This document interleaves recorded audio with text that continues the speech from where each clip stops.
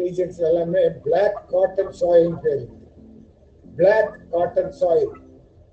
Black soil. Yes, Vasantaraja, right. The black soil வந்து is due to the burning of organic material. அதெல்லாம் அடிச்சு வந்து அங்க deposit ஆகுறதுனால அது கடலோட்டத்துல வரும்போது clay soil மாறிடும், கருப்பு சாயிலா மாறிடும். Black cotton soil எதுக்கு ரொம்ப யூஸ்ஃபுல்? நானே சொல்லிட்டேன். Black cotton பருத்திக்கு நல்லது.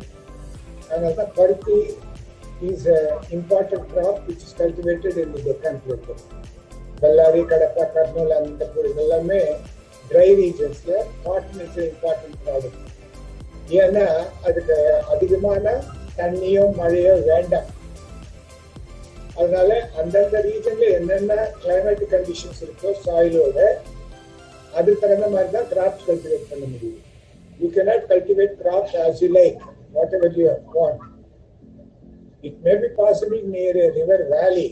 ஒரு டேம் கட்டினா ரிவர் பக்கத்துல அந்த வாட்டரை யூஸ் பண்ணி அந்த ரிவர்ல போற சாயில் இருக்கிறதோ ரிவர் சாயில் அதனால they can cultivate other types of crops. But அது கூட இன்னொரு என்ன இம்பார்ட்டன்ட்னா height is very important. Okay. Deccan Plateau is about 1000 meters above mean sea level. 1000 meters above mean sea level, about 3000 feet above mean sea level. Naturally என்ன ஆகும்? height போக போக temperature குறையும். ஆமா, temperature குறைஞ்சதுன்னா certain types of crops cannot be grown. புரியுதுங்களா? Yes. Certain types of crops cannot be grown. So அதனால தான் இந்த ரீஜன்ல வீட் அதிகமா இருக்கும். இங்க எல்லாம் வந்து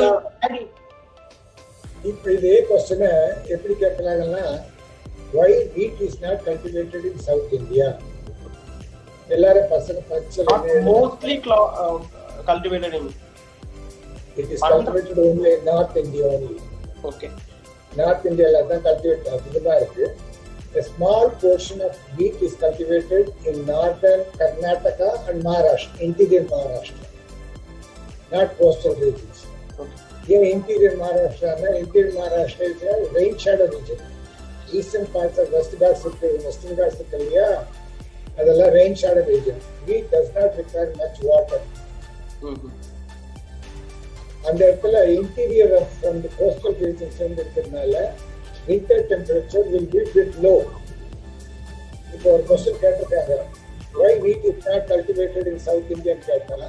We don't like, that's why we don't cultivate in சொல்றாங்க. But it is not the reason. North India la மாத்திரம் wheat ஏன் cultivate பண்றாங்கன்னா not during summer they cultivate during winter. Winterல North Indiaல rice வளராது. ஏன்னா ரைஸுக்கு 20 degrees மேல இருக்குது டெம்பரேச்சர். Yes sir. அதனால தான் வெறும் கிராப் கல்டிவேஷன் சாயில் மாத்திரம் தெரிஞ்சா போறாது. You should know about the nature of the land, at the same time what is the climatic conditions that prevail there, and also the availability of water. Availability of water. ரொம்ப water இருந்ததுன்னா wheat is not suitable. போயிடும். அதனால தான் north இந்தியால winter temperature வந்து below 20 degrees போயிடும். அதனால தான் அங்க ரைஸ் கல்டிவேட் பண்ண முடியாது, வீட் கல்டிவேட் பண்ணலாம். சவுத் இந்தியால 20 degrees கீழே என்னைக்குமே போகாது, accept certain interior parts of Deccan Plateau. அதனால தான் அங்க மட்டும் கொஞ்சம் வீட்டை தார்வார், நாக்பூர் அந்த ரீஜன்ல மட்டும் கொஞ்சம் கோதுமை பயிரிடுறாங்க. மீதி இடத்துல எல்லாமே rice is the most important graph. அது மாத்திரம் இல்ல, மழை அளவு கம்மியாச்சுன்னா டைப் ஆஃப் கிராப் மாறி போயிடும் டெக்கான் பிளேட்டோலயே. ஃபார் எக்ஸாம்பிள், நான் ஒரு கொஸ்டின் கேட்டேன், what Modi would have eaten when he was a boy? குஜராத்ல. என்ன sir? Gujarat. What Modi would have eaten when he was a boy? Modi சின்ன வயசுல இருக்கும்போது என்ன ஸ்வீட், ஒரு ஸ்டூடெண்ட் சொல்லிருக்காரு ஸ்வீட் அப்படின்னு சொல்லிருக்காரு. குஜராத்ல most important crop which is cultivated is bajra. Bajra, kambu. கம்பு தான் முக்கியமான பயிர்.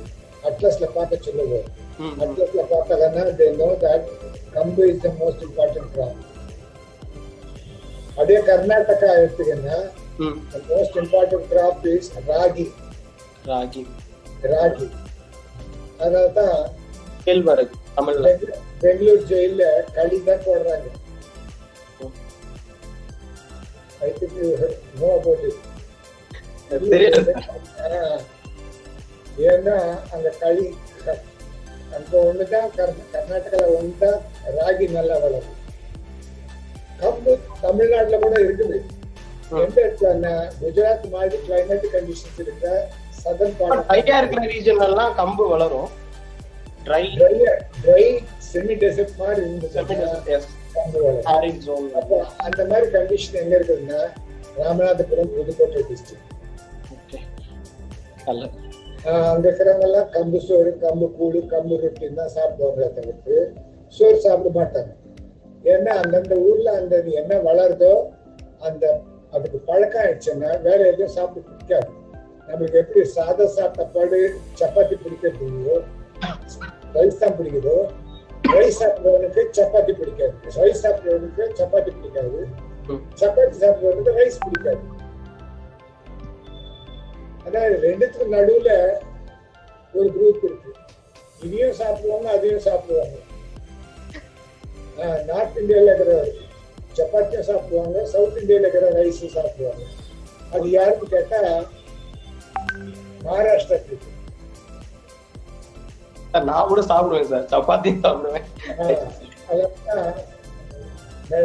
Madras meals rice, Bombay meals chapati with rice.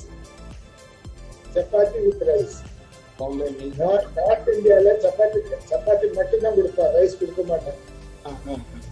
ஏன்னா whatever crop that is cultivated in those regions only they have to eat. இதுல இருந்து என்ன தெரியுதுன்னா man has no choice to do whatever he like. He has to obey the rules of the nature. அது மாத்திரம் இல்ல